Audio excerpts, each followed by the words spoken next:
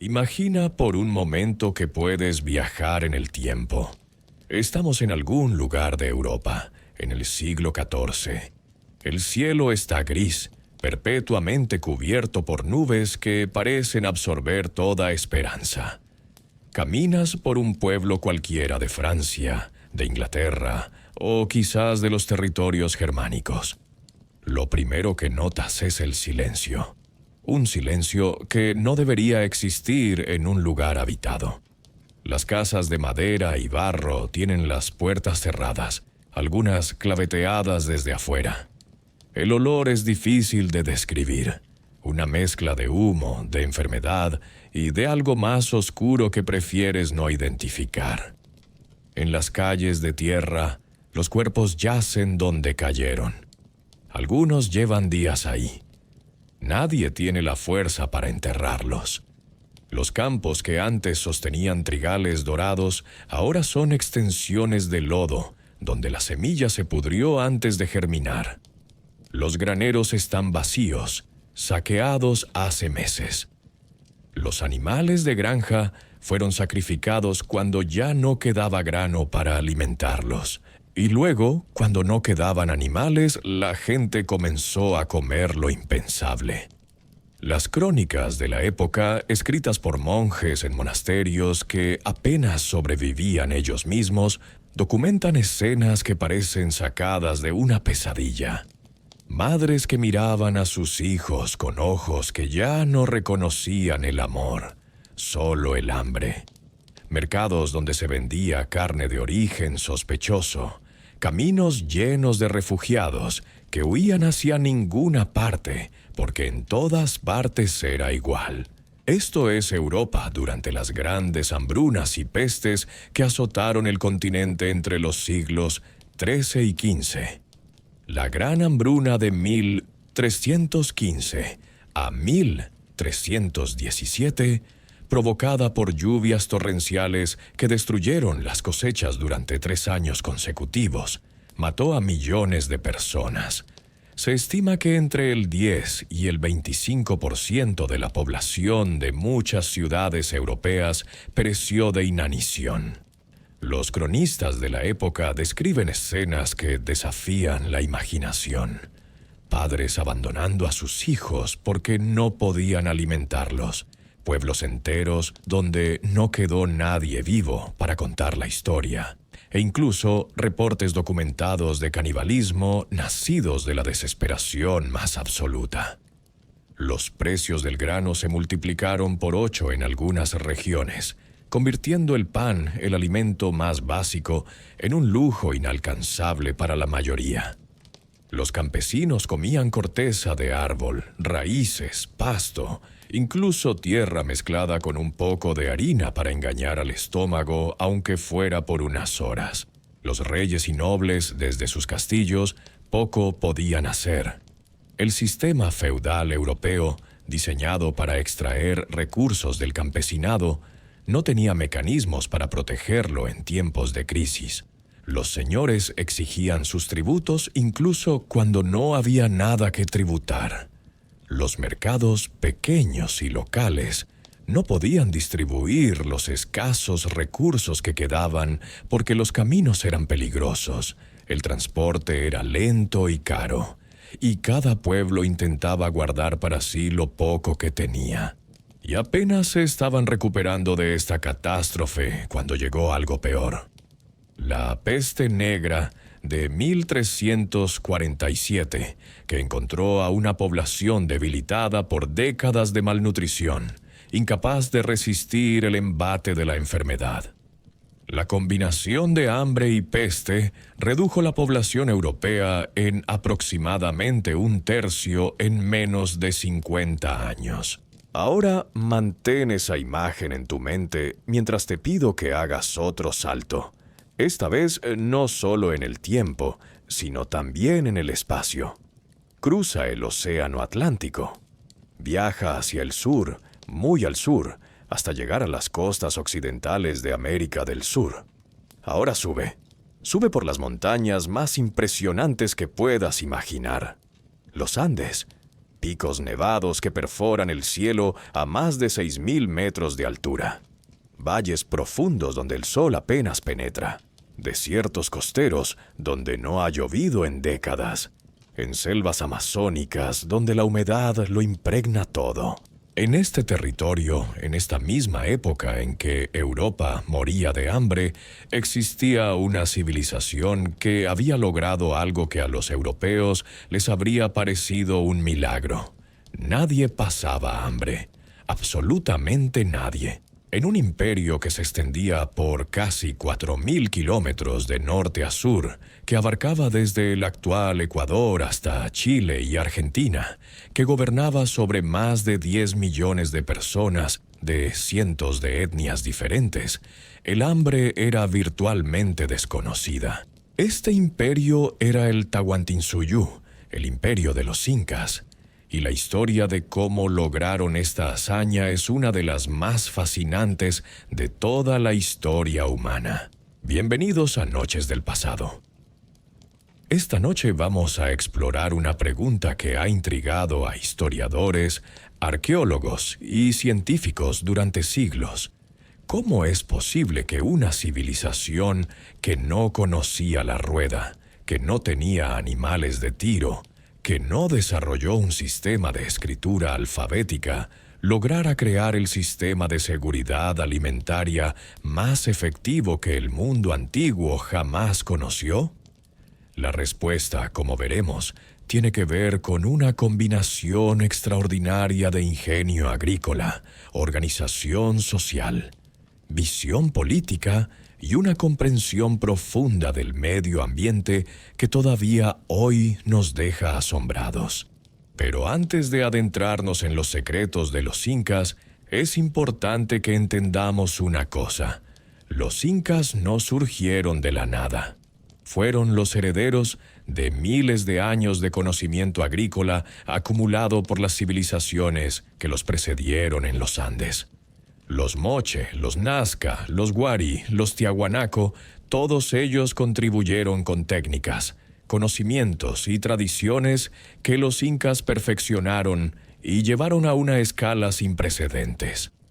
El imperio inca, que floreció desde principios del siglo XIII hasta la llegada de los conquistadores españoles en el siglo XVI, fue el punto culminante de una tradición agrícola andina que tenía más de 4.000 años de desarrollo. Y es precisamente esta historia la que vamos a explorar esta noche. Para entender la magnitud del logro inca, primero necesitamos comprender el territorio donde lo lograron. Los Andes no son simplemente montañas altas, son un ecosistema de contrastes extremos.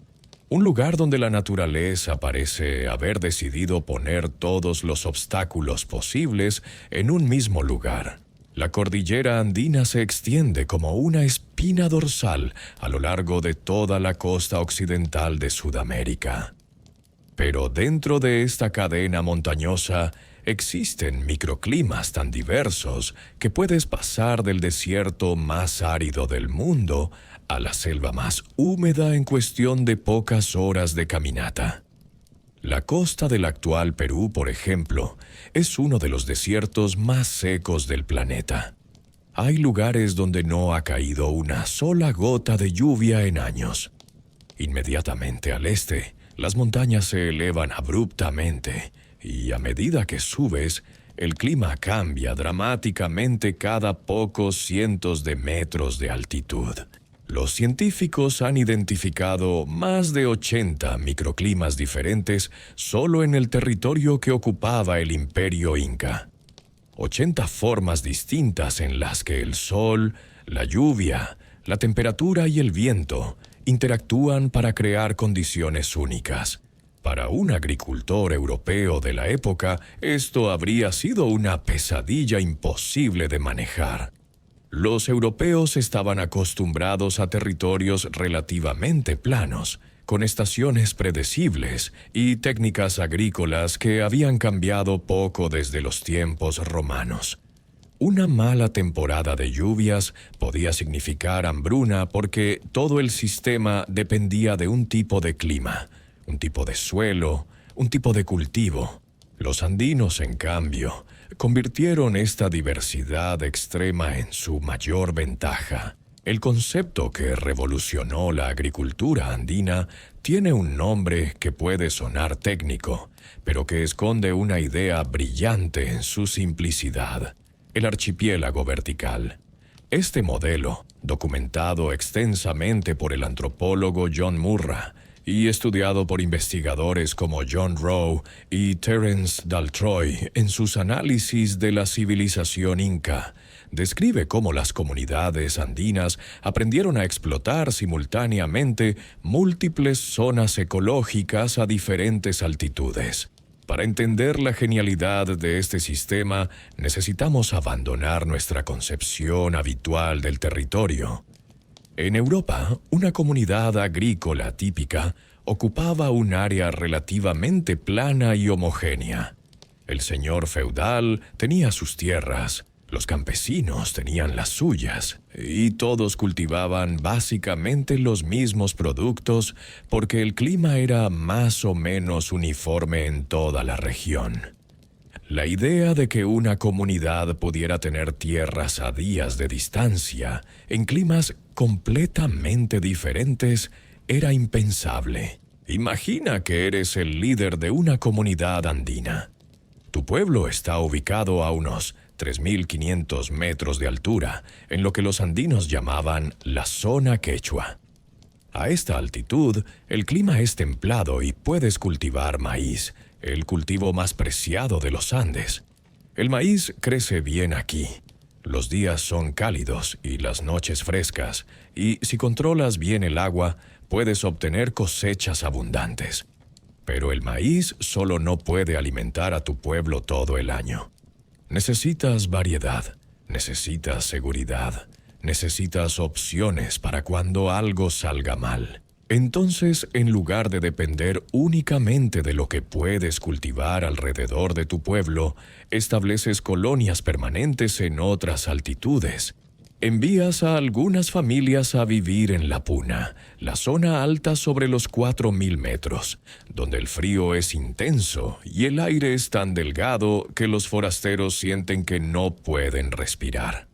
En esta zona inhóspita, para los no acostumbrados, prosperan los tubérculos como la papa, y donde pueden pastar las llamas y alpacas que proporcionan lana, carne y transporte. Las familias que envías allí no son exiliados ni castigados. Son embajadores de tu comunidad en otro piso ecológico, manteniendo lazos de parentesco y obligación con el pueblo principal. Otras familias bajan a los valles cálidos de la yunga, donde el calor tropical permite que crezcan la coca, el ají, las frutas que nunca podrían sobrevivir en las alturas.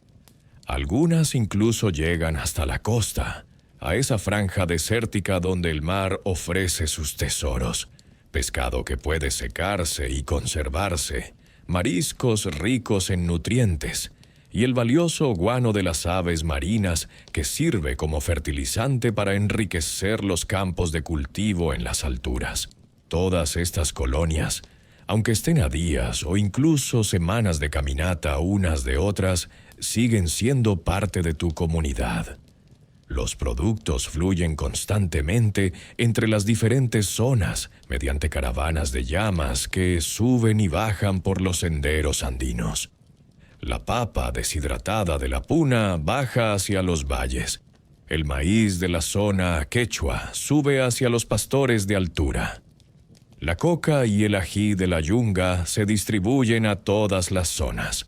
El pescado seco de la costa llega hasta las comunidades más alejadas del mar. Si hay sequía en una altitud, las otras zonas pueden compensar. Si una plaga ataca un cultivo, hay docenas de otros cultivos en otras zonas que no se ven afectados. Si las lluvias fallan en la costa, las lluvias de las tierras altas mantienen los ríos fluyendo. El sistema es intrínsecamente resiliente porque no depende de ninguna condición única, ningún cultivo único, ninguna zona climática única. Este modelo de aprovechamiento de los pisos ecológicos permitió a los andinos cultivar una diversidad de alimentos que no tenía paralelo en ninguna otra parte del mundo antiguo.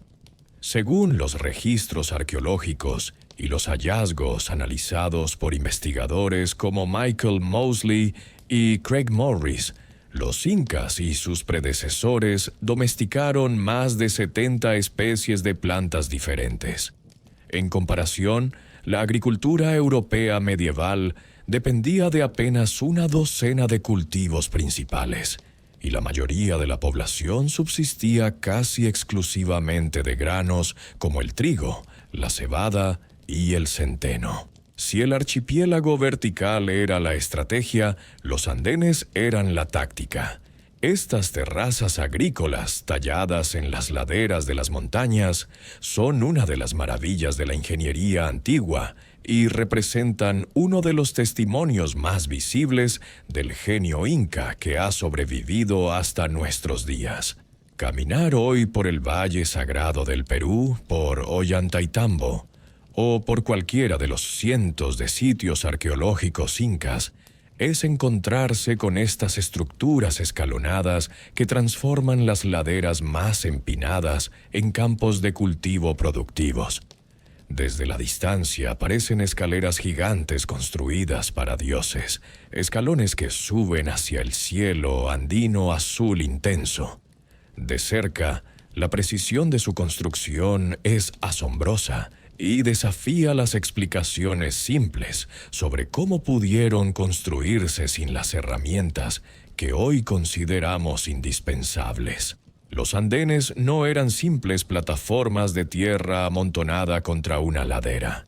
Según los estudios arqueológicos realizados en sitios como Machu Picchu, Sacsayhuamán y Ollantaytambo, documentados por investigadores como Nicola Massini y Rosa Lazaponara, cada terraza era una obra de ingeniería cuidadosamente diseñada con múltiples capas funcionales.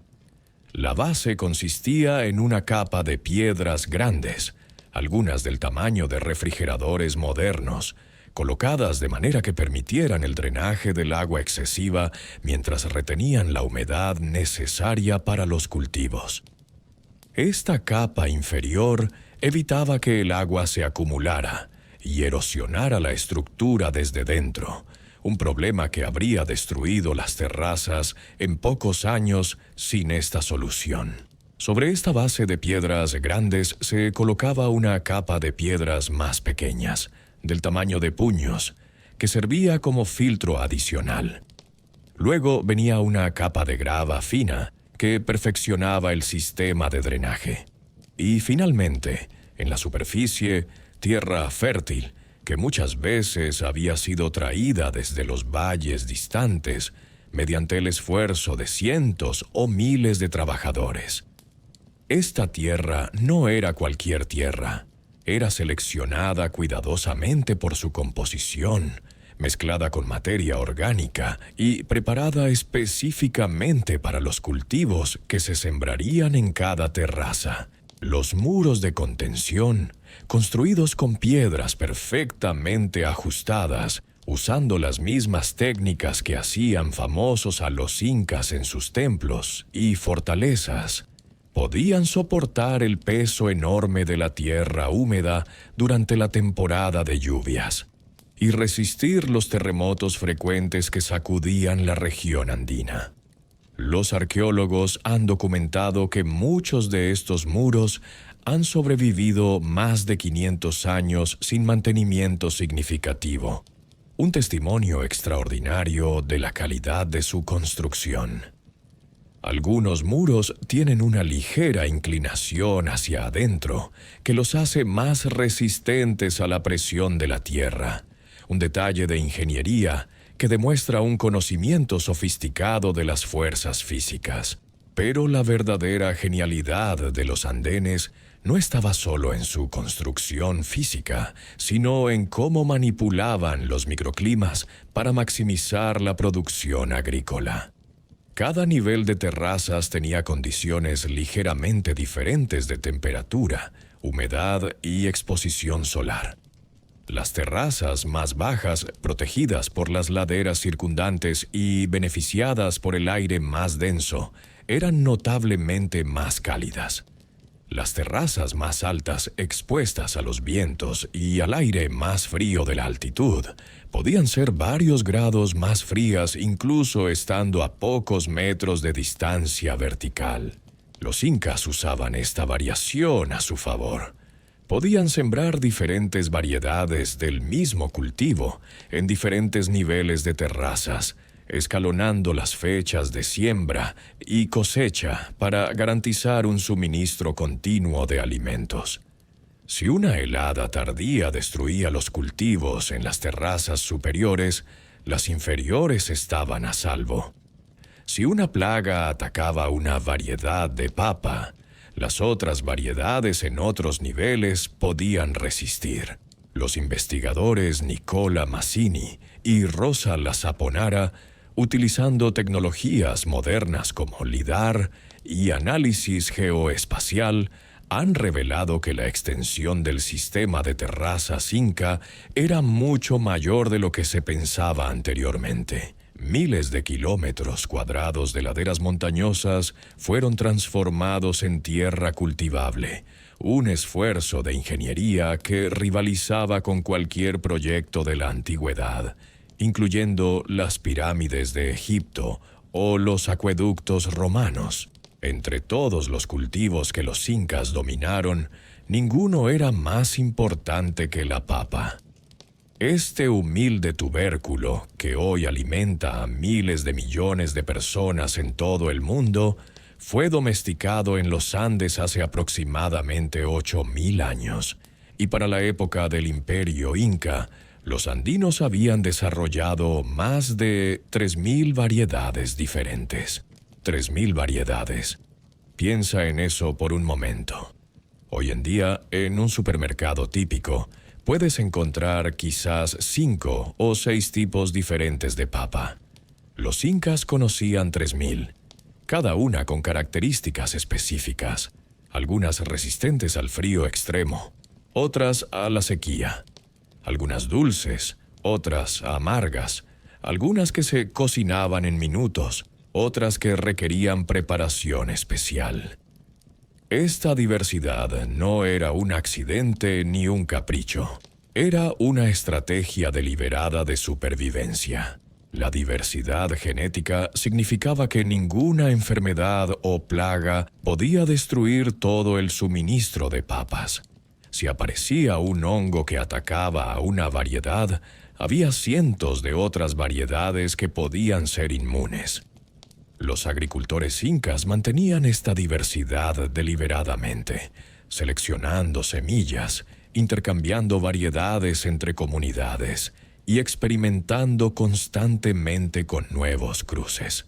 Pero la papa tenía una limitación: no duraba. Un tubérculo fresco podía echarse a perder en semanas, lo que hacía imposible almacenarlo para tiempos de escasez. Los andinos solucionaron este problema con una técnica brillante: el chuño.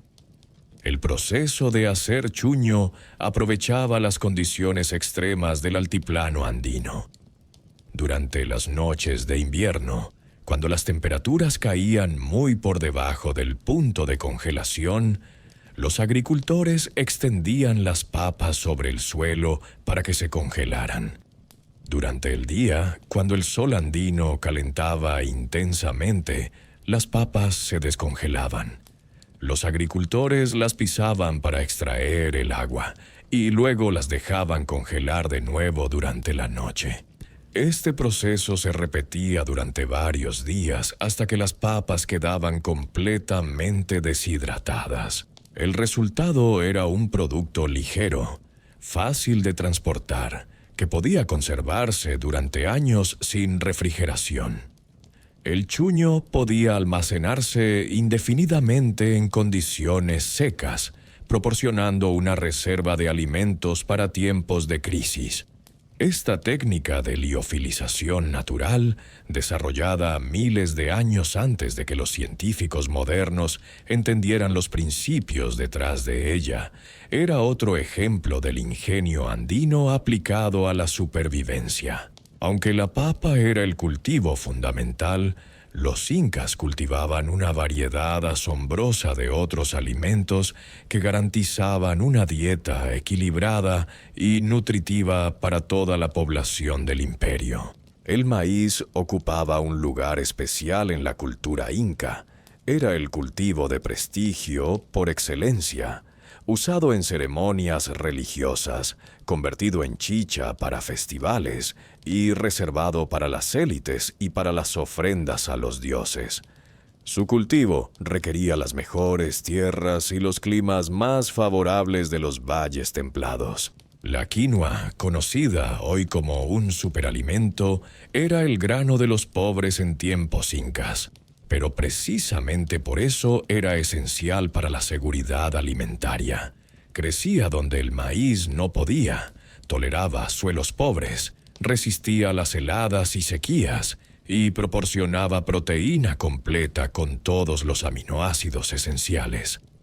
Los investigadores Chepstow Lusty y sus colegas, en su análisis sobre el ascenso del imperio inca y su relación con el clima y la gestión de la tierra, han documentado cómo la expansión del cultivo de quinoa coincidió con periodos de crecimiento demográfico y expansión imperial. La oca, el oyuco, la mashua, la kiwicha, el tarwi, la racacha. Cada uno de estos cultivos, muchos de ellos desconocidos fuera de los Andes hasta hace pocas décadas, cumplía un rol específico en el sistema alimentario inca. Algunos crecían en altitudes donde nada más sobrevivía. Otros maduraban en épocas diferentes del año, asegurando cosechas escalonadas. Algunos eran ricos en proteínas, otros en carbohidratos, otros en vitaminas específicas. Y no debemos olvidar la coca, cuyas hojas, masticadas con un poco de cal, proporcionaban energía para el trabajo duro en las alturas, suprimían el apetito durante las largas jornadas y ayudaban a combatir el mal de altura. La coca era tan valiosa que funcionaba casi como una moneda, y su distribución controlada por el Estado era una de las herramientas de poder del gobierno inca. De nada servía producir abundantes cosechas si no había forma de conservarlas y distribuirlas. Aquí es donde el genio organizativo de los incas brillaba con mayor intensidad. El sistema de almacenamiento estatal basado en las kulkas era una red logística de una escala que no tenía paralelo en el mundo antiguo y que muchos estados modernos envidiarían. Las kulkas eran depósitos construidos por todo el territorio del imperio, desde las costas desérticas hasta los páramos de altura, desde los límites norteños en el actual Ecuador hasta las fronteras sureñas en lo que hoy es Chile y Argentina. Los arqueólogos han identificado miles de estas estructuras, desde pequeños almacenes locales que servían a comunidades individuales hasta enormes complejos estatales que podían almacenar alimentos suficientes para abastecer ejércitos enteros o alimentar a decenas de miles de personas durante años. Solo en la ciudad de Huánuco Pampa, un centro administrativo inca ubicado en las tierras altas del actual Perú, se han contabilizado más de 500 kulkas organizadas en filas ordenadas sobre las colinas que rodean el centro urbano. El diseño de estas estructuras reflejaba un conocimiento profundamente sofisticado de la conservación de alimentos que anticipaba principios que la ciencia occidental tardaría siglos en comprender.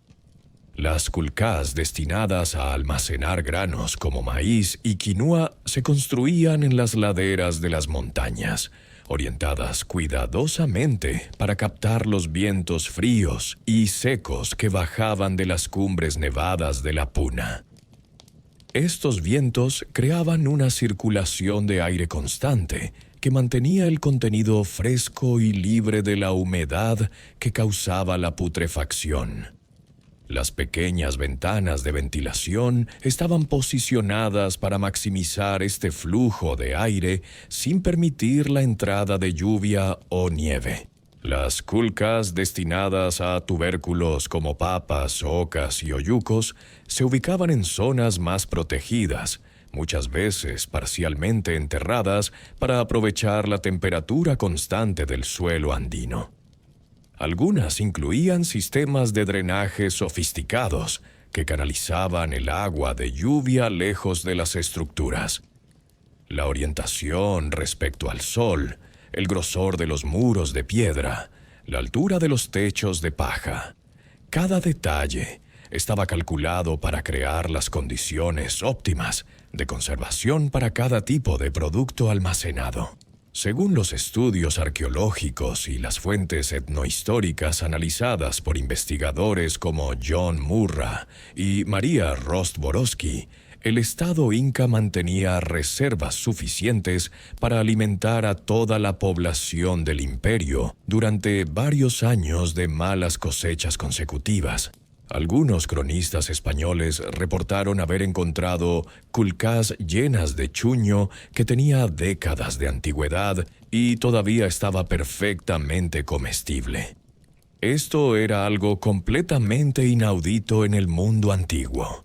Incluso el Imperio Romano, con toda su riqueza y organización legendaria, con sus graneros de Egipto y sus flotas de transporte de grano, nunca logró crear un sistema de reservas estratégicas comparable en escala o sofisticación. Las culcas no solo almacenaban alimentos, también guardaban textiles de lana de alpaca y vicuña, armas de bronce y madera para los ejércitos, herramientas de piedra y metal para los trabajadores, materias primas como pigmentos y fibras, y todo tipo de productos necesarios para el funcionamiento de un estado que abarcaba millones de kilómetros cuadrados. Cuando un ejército inca marchaba a la guerra, atravesando territorios que podían estar a semanas de distancia de su base, no necesitaba saquear los pueblos por donde pasaba como hacían rutinariamente los ejércitos europeos de la época. Los soldados simplemente se abastecían en las culcas ubicadas a lo largo del camino inca, consumiendo reservas que habían sido acumuladas precisamente para este propósito. Cuando una comunidad sufría una mala cosecha debido a una helada localizada, una granizada fuera de temporada, una plaga de insectos, una sequía prolongada o cualquier otro desastre natural, de los muchos que amenazaban constantemente a la agricultura andina, los funcionarios del Estado tenían la autoridad y los recursos para abrir las culcas regionales y distribuir alimentos hasta que la comunidad afectada pudiera recuperarse y volver a ser autosuficiente. Esta red de seguridad, tejida con piedra y organización a lo largo y ancho del imperio, eliminaba la posibilidad de hambrunas localizadas que, en Europa, frecuentemente se convertían en catástrofes masivas cuando las comunidades afectadas no podían obtener ayuda de ninguna parte porque sus vecinos también estaban sufriendo, o porque los caminos eran intransitables, o porque simplemente nadie se sentía responsable de ayudarlas. El sistema que hacía posible toda esta infraestructura era el MIT-A, un sistema de trabajo obligatorio que todos los habitantes del imperio debían al Estado. Pero describir el MIT-A simplemente como trabajo obligatorio o impuesto laboral es perder de vista su verdadera naturaleza. En el Tahuantinsuyo no existía el dinero. No había monedas, no había mercados en el sentido europeo de la palabra. La riqueza no se medía en oro o plata acumulados, sino en la capacidad de movilizar trabajo humano. y el Estado inca había perfeccionado esta movilización hasta convertirla en un arte. Todo ciudadano varón adulto debía contribuir con una cantidad de tiempo cada año al trabajo estatal. Este tiempo podía dedicarse a construir terrazas agrícolas, mantener caminos, servir en el ejército, trabajar en las minas, tejer textiles para el Estado, o cualquiera de las decenas de tareas necesarias para mantener el imperio funcionando. A cambio, el Estado proporcionaba todo lo necesario durante el tiempo de servicio: comida, bebida, ropa, herramientas. Y más importante aún, el Estado garantizaba que nadie en el imperio pasaría hambre. Las reservas en las kulkas, construidas y llenadas mediante el trabajo del mita, estaban disponibles para cualquier comunidad que las necesitara. Este sistema creaba un círculo virtuoso. El trabajo comunitario construía la infraestructura agrícola. La infraestructura producía excedentes de alimentos. Los excedentes se almacenaban en las kulkas. Las kulkas garantizaban la seguridad alimentaria de todos. Y esa seguridad liberaba a las personas para contribuir con más trabajo al bien común.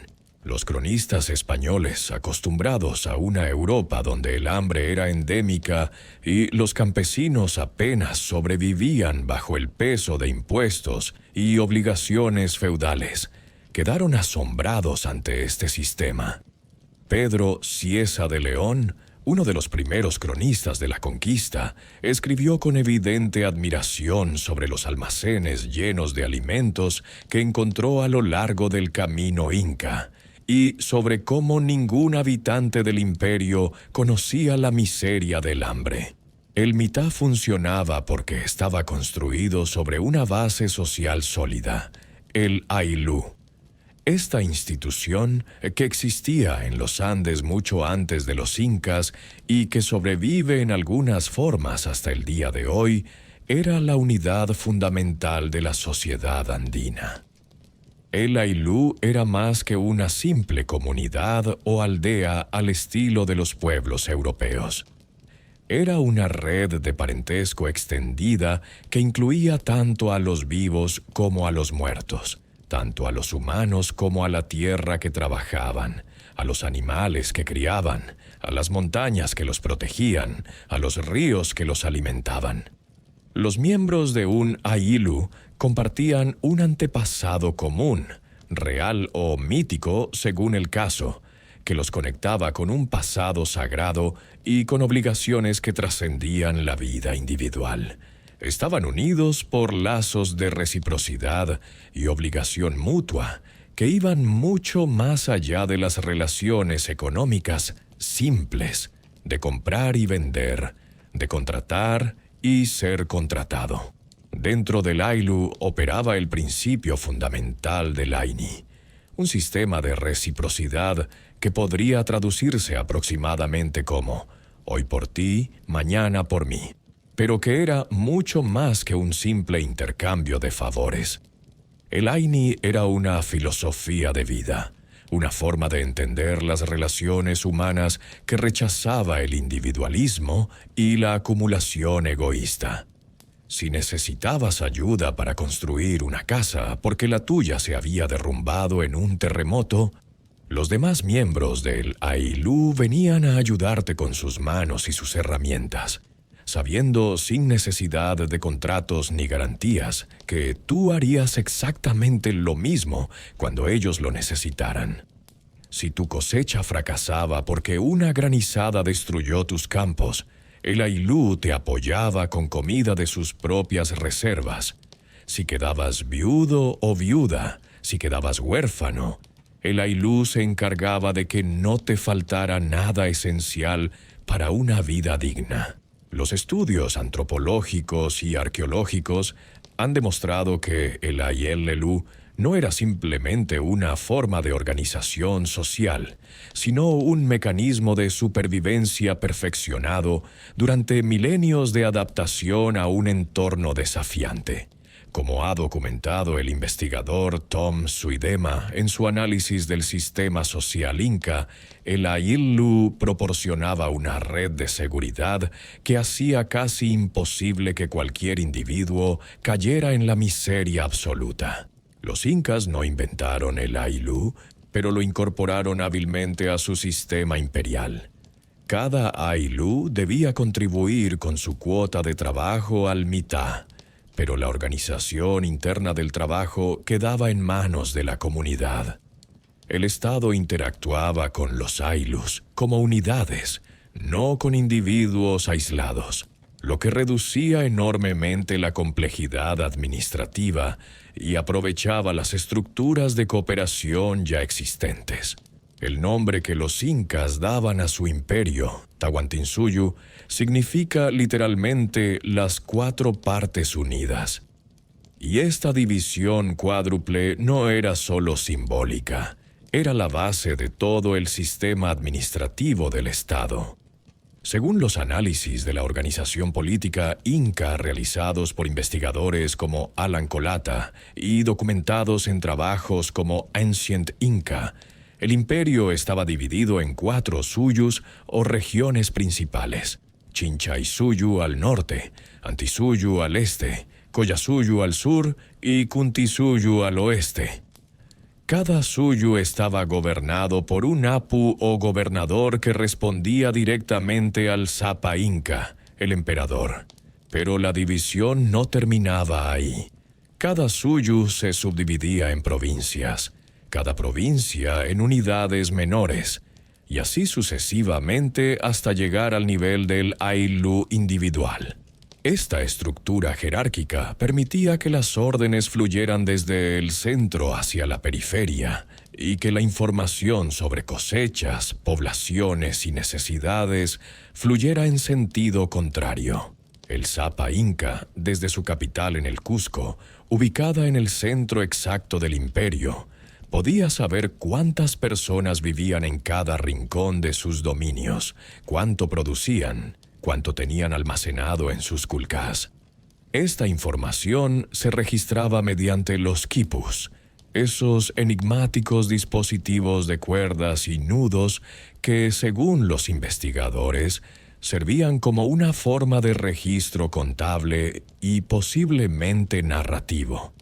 Los quipus permitían a los administradores incas llevar un control preciso de las reservas alimentarias en todo el imperio. Si una región tenía excedentes mientras otra enfrentaba escasez, los quipus permitían identificar el problema y movilizar recursos para resolverlo. Era, en esencia, un sistema de información en tiempo casi real, operado no por computadoras, sino por una red de especialistas entrenados en la lectura y confección de estos registros. Todo este sistema administrativo, toda esta capacidad de movilizar recursos de un extremo al otro del imperio, habría sido imposible sin la red de caminos más impresionante del mundo antiguo, el Capac Ñan, el Camino Inca, declarado Patrimonio de la Humanidad por la UNESCO en reconocimiento de su extraordinario valor histórico y cultural. Más de 30.000 kilómetros de caminos pavimentados y mantenidos conectaban todos los rincones del Tahuantinsuyo, desde los bosques nublados del norte hasta los desiertos del sur, desde la costa del Pacífico hasta las selvas amazónicas. Esta red era aproximadamente equivalente en extensión a la famosa red de carreteras del Imperio Romano, pero con una diferencia crucial. Mientras los romanos construían sobre terrenos mayormente planos del Mediterráneo, los incas tuvieron que atravesar la cordillera más difícil del planeta. Estos no eran senderos improvisados ni caminos de herradura como los que conectaban los pueblos europeos de la época. Eran obras de ingeniería diseñadas para durar siglos y para facilitar el movimiento rápido de personas, bienes e información a través de territorios que desafiaban la imaginación. En la costa, donde el terreno era plano, pero el desierto hacía que los viajeros pudieran perderse fácilmente entre las dunas interminables.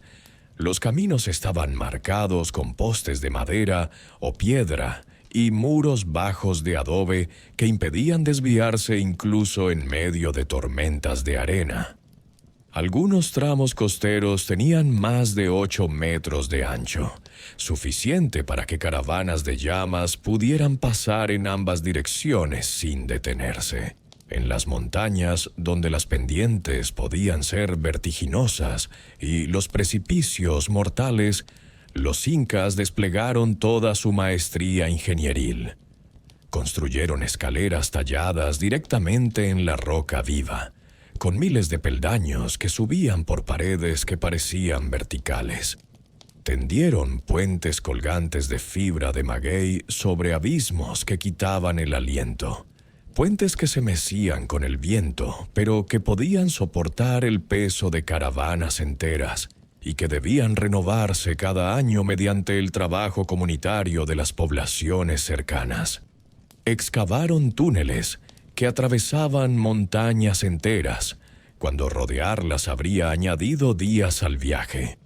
Construyeron muros de contención en laderas inestables y sistemas de drenaje que evitaban que las lluvias torrenciales destruyeran el camino. A lo largo de estos caminos, a intervalos regulares de aproximadamente un día de caminata para un viajero cargado, se encontraban los tambos, estaciones de descanso donde los viajeros autorizados podían encontrar alojamiento en habitaciones de piedra con techos de paja, comida preparada por los encargados del tambo y suministros frescos sacados de las kulkas cercanas para continuar su viaje. Los tambos no eran simplemente posadas, eran nudos en una red logística que permitía el movimiento continuo de personas y bienes a través del imperio. Para los mensajeros del Estado, los chasquis, había estaciones todavía más frecuentes, ubicadas cada 5 a 10 kilómetros a lo largo de las rutas principales. Cada estación albergaba siempre a varios chasquis de guardia, listos para recibir un mensaje del corredor que llegaba y salir corriendo inmediatamente para llevarlo a la siguiente estación. De esta manera, el mensaje nunca se detenía. Mientras un chasqui descansaba, el siguiente ya estaba corriendo. El sistema de chasquis era legendariamente eficiente, quizás el sistema de comunicación más rápido del mundo antiguo. Trabajando en relevos las 24 horas del día, estos corredores entrenados podían cubrir más de 200 kilómetros en un solo día. Una velocidad que ningún caballo podría mantener durante tantas horas y que permitía que una noticia urgente o una orden del Zapa Inca llegara a los rincones más alejados del imperio en cuestión de días. La famosa anécdota de que pescado fresco del Pacífico llegaba a la mesa del emperador en el Cusco, a cientos de kilómetros de la costa y a más de 3.000 metros de altura, todavía fresco y comestible, atestigua la velocidad asombrosa de este sistema. Los chasquis lo habían transportado en relevos ininterrumpidos, corriendo de día y de noche, desde el momento en que el pescado salió del mar. Este sistema de comunicación rápida era absolutamente fundamental para la gestión de las reservas alimentarias del imperio. Si una sequía amenazaba los cultivos en una región, si una helada había destruido las cosechas en un valle, si una plaga de langostas se movía hacia tierras cultivadas, la información llegaba al Cusco en días. Los funcionarios imperiales, armados con los datos registrados en los quipus sobre las reservas disponibles en cada kulka del imperio, podían ordenar la distribución de alimentos desde las regiones no afectadas antes de que la crisis local se convirtiera en una hambruna.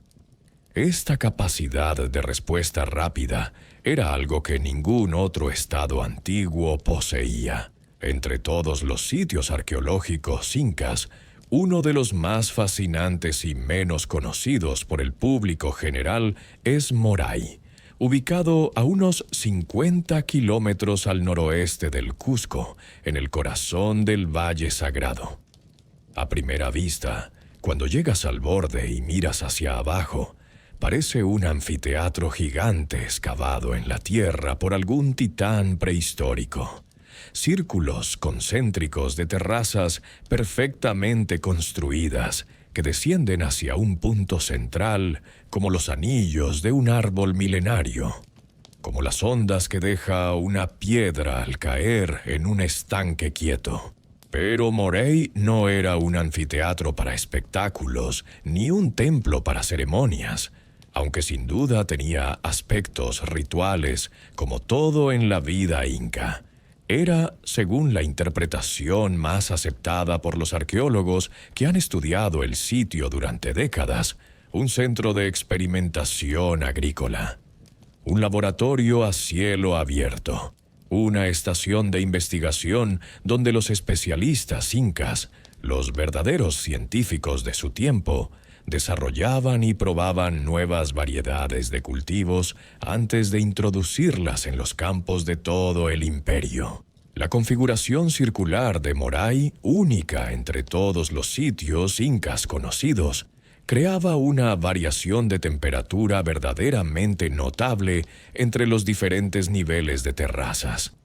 Los estudios científicos modernos, realizados con termómetros y sensores de última generación, han medido diferencias de hasta 15 grados centígrados entre el borde superior expuesto a los vientos fríos de la altura y el fondo del complejo protegido, y más cercano al calor que irradia la Tierra. Esta diferencia térmica equivalía a la diferencia entre distintas zonas ecológicas separadas por cientos de metros de altitud en la geografía andina normal. Esto significaba que cada nivel de terrazas en Moray simulaba las condiciones de una zona ecológica diferente, todo concentrado en un espacio relativamente pequeño, donde los agricultores especializados podían observar y comparar resultados fácilmente. El nivel superior reproducía las condiciones de la Puna Alta, el nivel inferior, las del Valle Templado. Los niveles intermedios representaban todas las gradaciones entre estos extremos. Los agricultores incas, verdaderos científicos agrícolas, aunque nunca usaran ese título, podían sembrar la misma variedad de cultivo en diferentes niveles y observar durante meses cómo se comportaba bajo diferentes condiciones de temperatura, humedad y exposición solar. Podían traer semillas de diferentes regiones del imperio y probar cuáles se adaptaban mejor a qué condiciones. Podían cruzar variedades de diferentes altitudes, seleccionar las plantas individuales que mostraban características deseables, guardar sus semillas y repetir el proceso durante generaciones hasta obtener variedades mejoradas que combinaran las mejores características de sus ancestros. El proceso que estos científicos incas realizaban en Moray era, aunque ellos no lo llamaran así, selección artificial sistemática. Estaban acelerando el proceso de domesticación y mejoramiento que en condiciones naturales habría tomado generaciones o siglos, concentrando en un solo sitio lo que de otra manera habría requerido años de experimentación dispersa por todo el imperio. La existencia de un sitio como Moray nos dice algo profundo sobre la mentalidad inca hacia la agricultura, algo que contradice la imagen simplista que a veces tenemos de las civilizaciones antiguas como sociedades pasivas que simplemente aceptaban lo que la naturaleza les daba. La agricultura inca no era simplemente cultivo de subsistencia, sembrar lo que siempre se había sembrado, rezar a los dioses por buen clima y esperar lo mejor. Era ciencia aplicada, experimentación sistemática, búsqueda deliberada y organizada de mejoras. Los incas estaban activamente trabajando para mejorar sus cultivos, para desarrollar variedades más resistentes al frío, a las plagas, a las sequías. Variedades más productivas que dieran más cosecha con menos tierra y menos trabajo. Variedades mejor adaptadas a las condiciones específicas de cada región de su vasto imperio. Y esta investigación agrícola, financiada y organizada por el Estado, se traducía directamente en mayor seguridad alimentaria para toda la población. Nada en la vida inca estaba separado de lo sagrado, y la agricultura menos que nada. Los ciclos de siembra y cosecha estaban íntimamente ligados al calendario ritual, y las ceremonias religiosas servían para coordinar el trabajo agrícola a través de todo el imperio. El Inti Raymi, el Festival del Sol celebrado durante el solsticio de invierno en junio, marcaba el inicio del año agrícola. Las ceremonias, centradas en el gran templo del Coricancha, en el Cusco, pero replicadas en todo el imperio, pedían a Inti, el dios Sol, que bendijera los campos y garantizara buenas cosechas.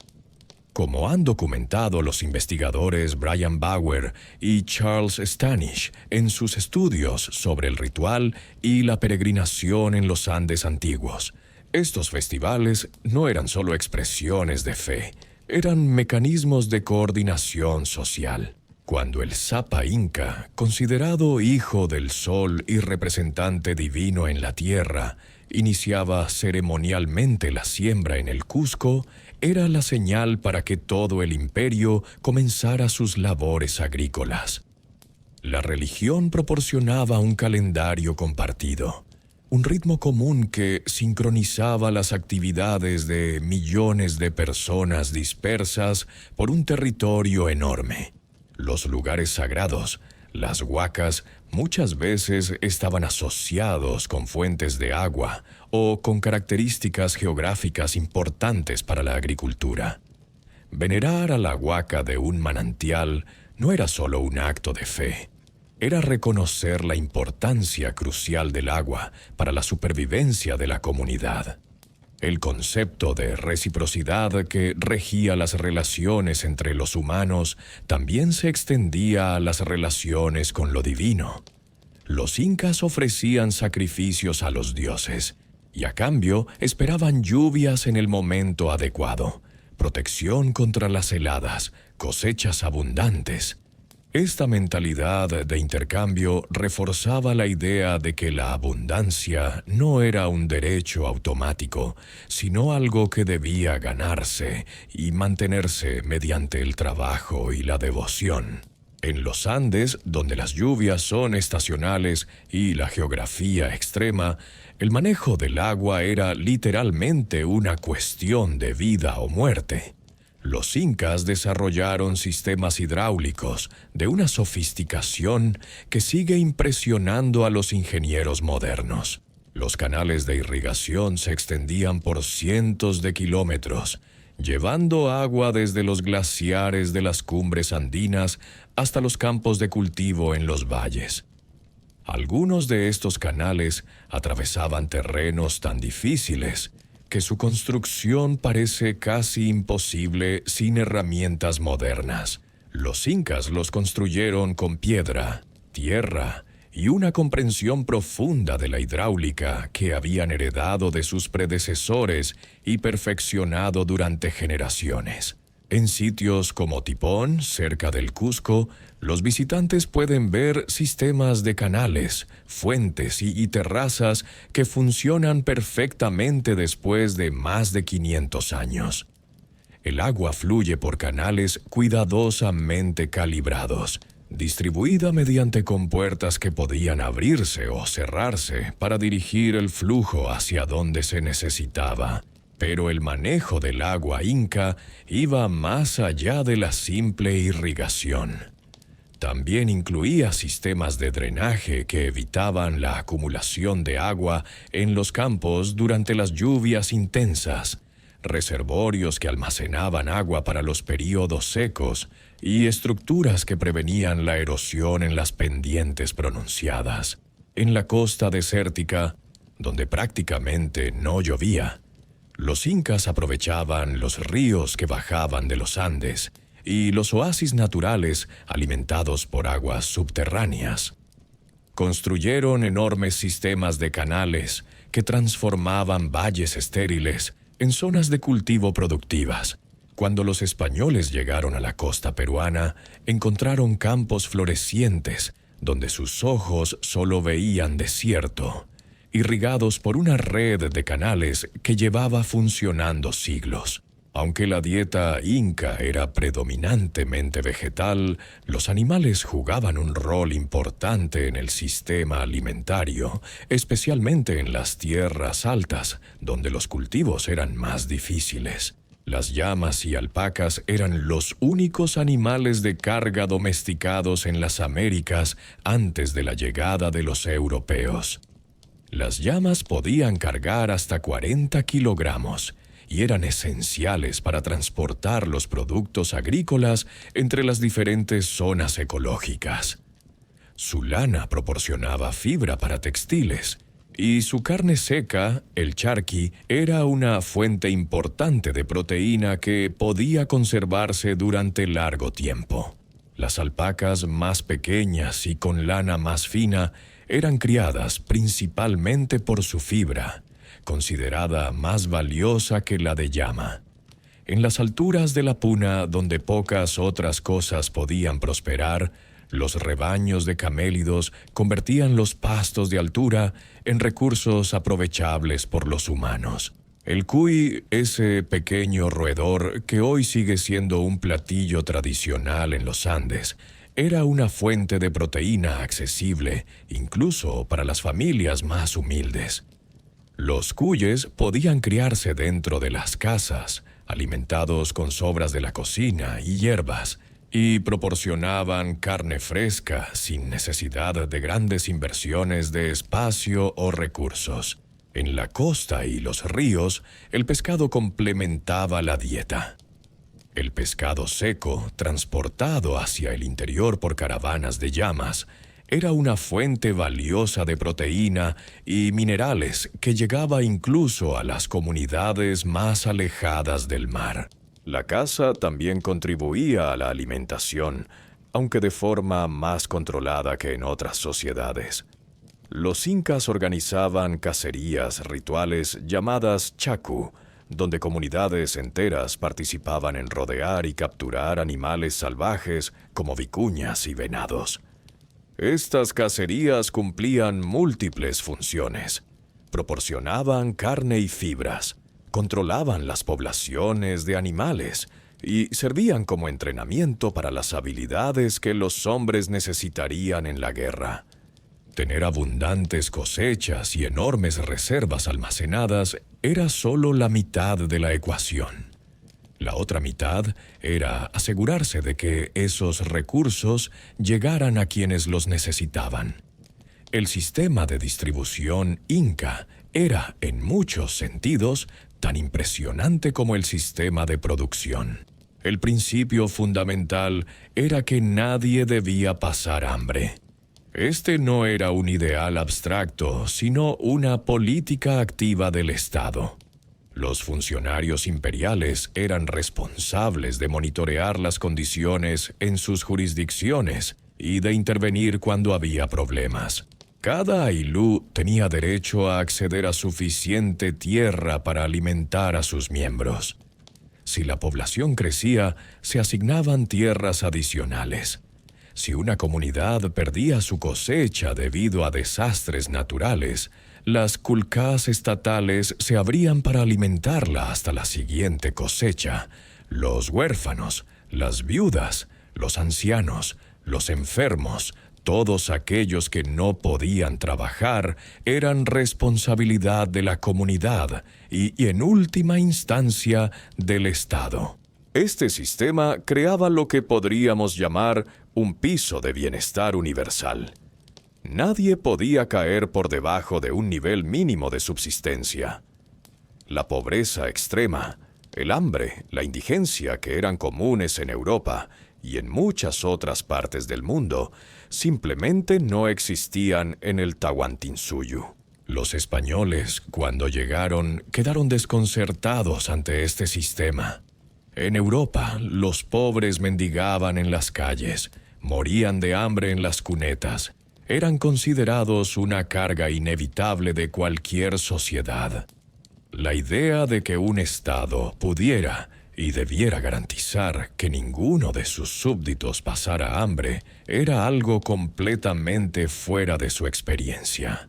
La escala del esfuerzo inca por garantizar la seguridad alimentaria transformó permanentemente el paisaje andino. Cuando volamos hoy sobre los Andes peruanos o bolivianos, las huellas de esta transformación siguen siendo visibles. Miles de kilómetros cuadrados de terrazas, muchas de ellas abandonadas tras la conquista, pero todavía reconocibles después de medio milenio. Los investigadores estiman que en su apogeo, el sistema de terrazas inca cubría más de 1.000.000 de hectáreas de laderas montañosas. Esta área, transformada de pendientes rocosas e improductivas en tierra de cultivo fértil, era equivalente a la superficie agrícola de un país europeo mediano. Este paisaje construido no solo producía alimentos, también modificaba los patrones de drenaje, reducía la erosión, creaba microclimas favorables y almacenaba agua en el suelo. Era, en términos modernos, una forma de geoingeniería a escala continental. La conquista española interrumpió bruscamente este sistema. La población indígena, diezmada por las enfermedades traídas por los europeos y forzada a trabajar en las minas de plata, ya no podía mantener la infraestructura agrícola heredada de los incas. Las terrazas fueron abandonadas, los canales se llenaron de sedimentos, las culcás quedaron vacías.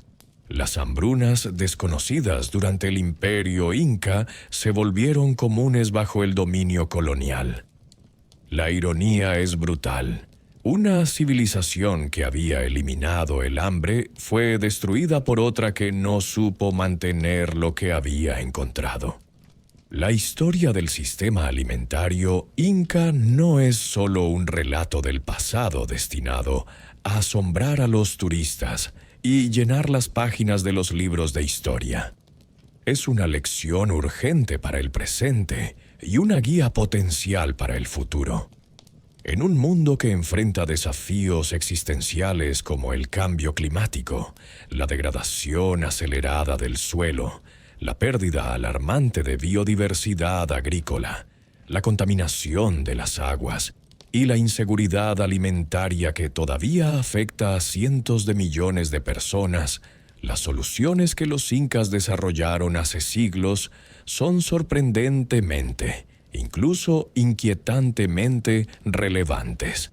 El principio del archipiélago vertical nos recuerda con fuerza que la diversificación es la clave de la resiliencia frente a lo impredecible.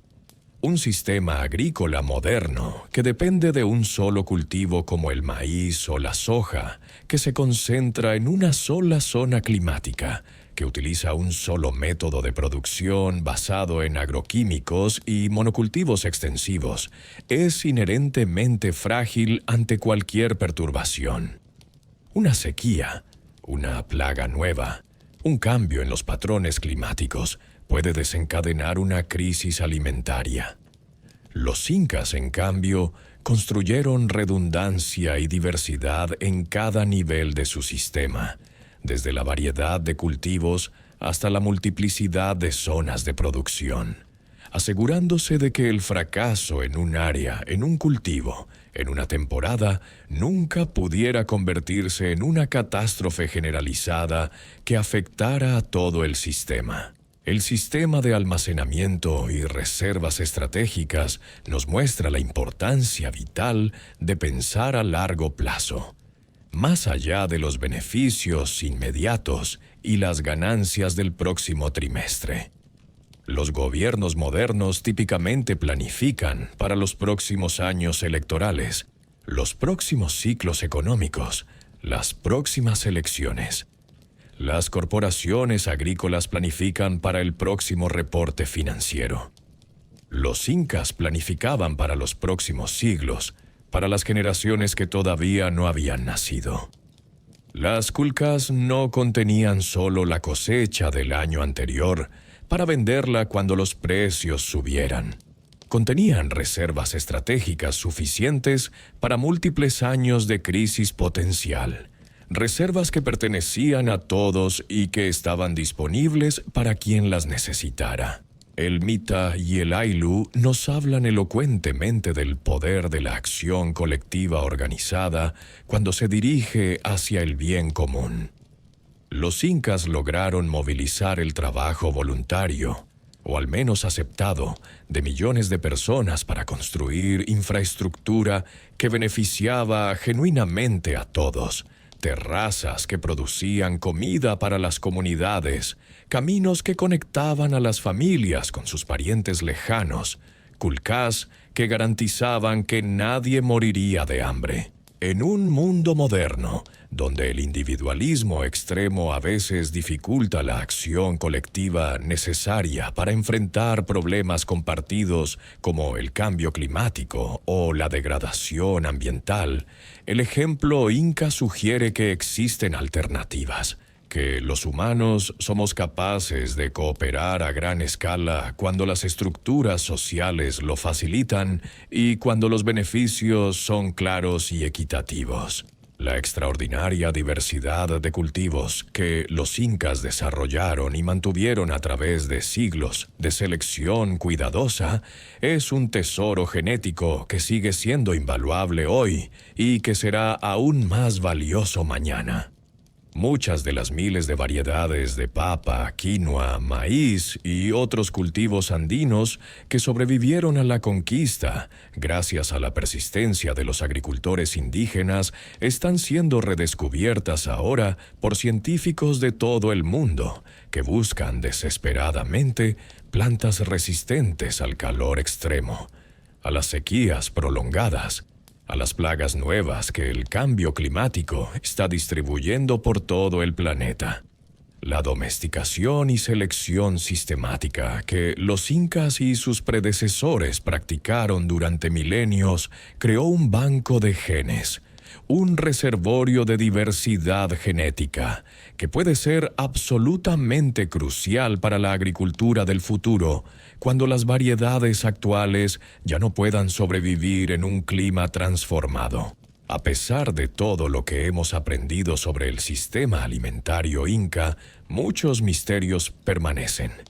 Los quipus, esos registros de cuerdas y nudos que contenían información crucial sobre inventarios, poblaciones y producción agrícola, siguen sin ser completamente descifrados.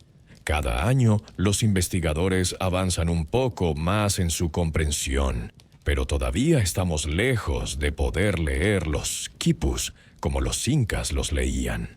Las técnicas precisas de construcción de los andenes siguen siendo objeto de estudio. ¿Cómo calculaban exactamente la pendiente óptima?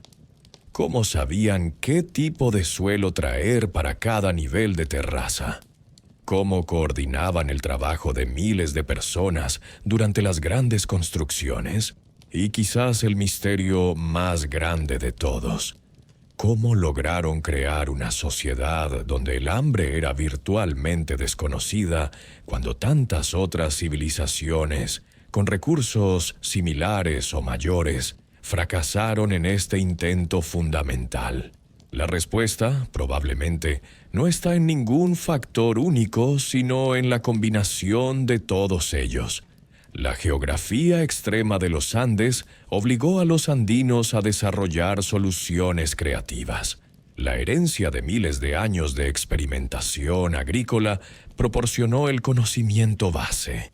La organización social del Aylelú creó las redes de cooperación necesarias. Y el Estado Inca tuvo la visión y la capacidad de escalar estas soluciones a nivel de todo un imperio.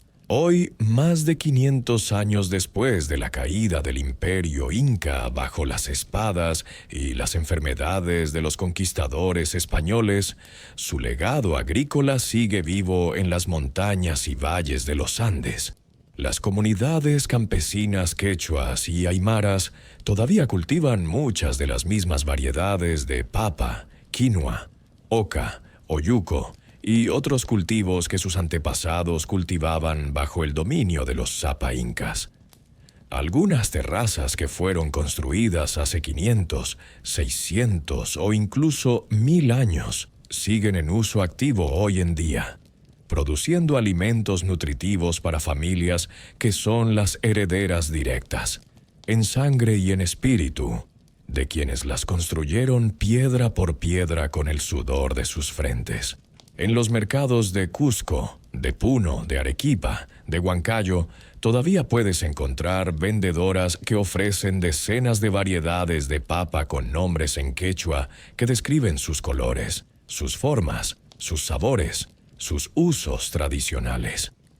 Nombres como pucamama, compis, chuño negro, papa amarilla, que llevan siglos pasando de generación en generación junto con el conocimiento de cómo cultivarlas, cómo cocinarlas, cómo conservarlas. El Ayllu, aunque profundamente transformado por siglos de colonialismo español, de guerras de independencia, de reformas agrarias, de migraciones hacia las ciudades, de presiones modernizadoras, sigue existiendo como forma de organización social en muchas comunidades andinas rurales. Los principios de reciprocidad y trabajo comunitario que regían la vida inca, aunque debilitados y modificados, no han desaparecido por completo. Todavía se practica el Ayni, el intercambio de trabajo entre familias. Todavía se realizan faenas comunitarias para mantener caminos, limpiar canales de riego, construir escuelas. Todavía existe la idea, tan extraña para el individualismo moderno, de que el bienestar de la comunidad es responsabilidad de todos sus miembros. Y hay señales esperanzadoras de un renacimiento del conocimiento y las prácticas agrícolas ancestrales. Organizaciones no gubernamentales, tanto locales como internacionales, están trabajando con comunidades campesinas para restaurar terrazas agrícolas que habían sido abandonadas durante generaciones y ponerlas nuevamente en producción. Científicos de universidades peruanas, bolivianas, ecuatorianas y de instituciones de todo el mundo están colaborando con comunidades tradicionales para documentar y preservar variedades de cultivos que estaban en peligro de perderse para siempre cuando los últimos ancianos que las conocían murieran sin transmitir su conocimiento. Gobiernos nacionales y locales, presionados por el turismo y por una creciente conciencia ambiental, están empezando a reconocer públicamente el valor de los sistemas agrícolas tradicionales andinos como modelos de sostenibilidad que el mundo moderno debería estudiar y, en algunos aspectos, imitar. La quinoa, ese grano humilde que los conquistadores españoles despreciaban como comida de indios, se ha convertido en un superalimento de moda en los restaurantes y supermercados de Nueva York, Londres, París y Tokio, generando demanda e ingresos para los agricultores andinos que nunca dejaron de cultivarla. La UNESCO declaró al Capac Ñan como Patrimonio de la Humanidad en 2014, reconociendo formalmente no solo su valor arqueológico e histórico, sino su importancia como sistema integrado de comunicación, comercio, gestión territorial y unificación cultural que conectó a millones de personas a través de miles de kilómetros de montañas. Machu Picchu atrae a más de 1 millón de visitantes cada año, convirtiéndose en símbolo mundial del genio inca y generando una industria turística que, con todos sus problemas, al menos ha creado incentivos económicos para la preservación de los sitios arqueológicos. Muchos de esos visitantes que llegan a Machu Picchu buscando una foto para Instagram se van con algo más. Una nueva apreciación de lo que los seres humanos pueden lograr cuando aplican inteligencia, organización y trabajo sostenido a los desafíos de su entorno. Se van con preguntas sobre por qué una civilización sin ruedas ni hierro pudo hacer cosas que nosotros, con toda nuestra tecnología, no hemos logrado replicar. Se van pensando en terrazas, en caminos, en almacenes llenos de comida, y preguntándose si acaso no hemos perdido algo importante en algún momento del camino hacia la modernidad.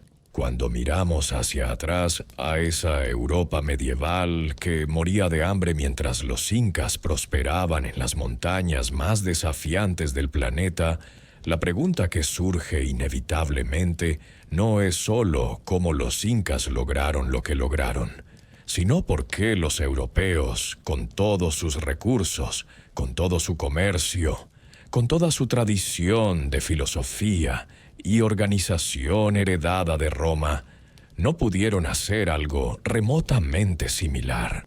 La respuesta tiene que ver con prioridades sociales, con formas de organización política, con la relación fundamental entre el Estado y sus ciudadanos. En la Europa medieval, los recursos de la sociedad se concentraban en manos de nobles y reyes que los usaban principalmente para guerras de conquista contra sus vecinos, para construir castillos fortificados y palacios ostentosos, para financiar ceremonias de prestigio y cortes llenas de lujos mientras los campesinos de sus propias tierras morían de hambre a unos kilómetros de distancia. El campesino medieval europeo era fundamentalmente un recurso a explotar, una fuente de trabajo y tributos, no un ciudadano cuyo bienestar fuera responsabilidad del señor que lo gobernaba. Cuando llegaban las hambrunas, los pobres morían en las cunetas, mientras los ricos simplemente importaban comida de regiones no afectadas o consumían las reservas que habían acumulado para sí mismos. En el Tahuantinsuyo, el contrato social era diferente. El Estado exigía trabajo y obediencia, pero a cambio garantizaba que nadie pasaría hambre. Los recursos se invertían en infraestructura productiva, en almacenes de reserva, en caminos que facilitaban la distribución. El bienestar de todos era responsabilidad de todos. Esto no significa que el imperio inca fuera una utopía. Era una sociedad jerárquica donde el poder se concentraba en pocas manos, donde la libertad individual estaba limitada por las obligaciones hacia el Estado, donde los pueblos conquistados perdían su autonomía. Pero en el aspecto específico de la seguridad alimentaria, los incas lograron algo que ninguna otra civilización de su época pudo igualar. Y esa es quizás la lección más importante que podemos extraer de esta historia. No se trata de romantizar el pasado, ni de proponer que volvamos a vivir como los incas. Se trata de reconocer que el hambre no es inevitable, que las sociedades pueden organizarse para garantizar que todos sus miembros tengan suficiente para comer, que la tecnología y el conocimiento necesarios para lograr esto existían hace 500 años y existen con mayor razón hoy. Los incas demostraron que es posible. La pregunta para nosotros es si estamos dispuestos a hacer lo necesario para lograrlo en nuestro propio tiempo. Y así llegamos al final de este viaje a través del tiempo y el espacio, desde las calles hambrientas de la Europa medieval, donde los cuerpos yacían sin enterrar y las madres miraban a sus hijos con ojos vaciados por el hambre, hasta las terrazas abundantes de los Andes incas, donde generación tras generación vivía con la seguridad de saber que el Estado y la comunidad garantizaban que nadie, absolutamente nadie, pasaría hambre. Espero que esta historia te haya dejado no solo con conocimiento nuevo sobre una civilización extraordinaria que muchas veces es reducida a Machu Picchu y poco más, sino también con algo de asombro y reflexión ante lo que los seres humanos pueden lograr cuando se organizan con inteligencia, con visión de largo plazo y con un propósito claro orientado hacia el bienestar colectivo. Los incas nos dejaron más que ruinas de piedra perfectamente tallada.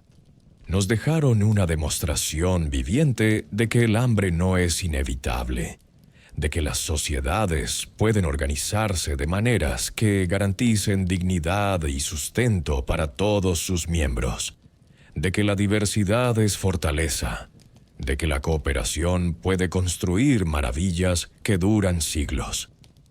En un mundo que a veces parece haber olvidado estas lecciones, el ejemplo de los incas brilla como un faro desde el pasado, iluminando posibilidades que todavía están abiertas si tenemos la voluntad de perseguirlas. Si disfrutaste este video y quieres seguir explorando los misterios y las maravillas del pasado, te invito a darle like y a suscribirte a Noches del Pasado para más historias como esta. Activa la campanita para que YouTube te notifique cuando publiquemos nuevos episodios. Y no olvides dejarnos en los comentarios qué otro tema de la historia te gustaría que exploráramos juntos.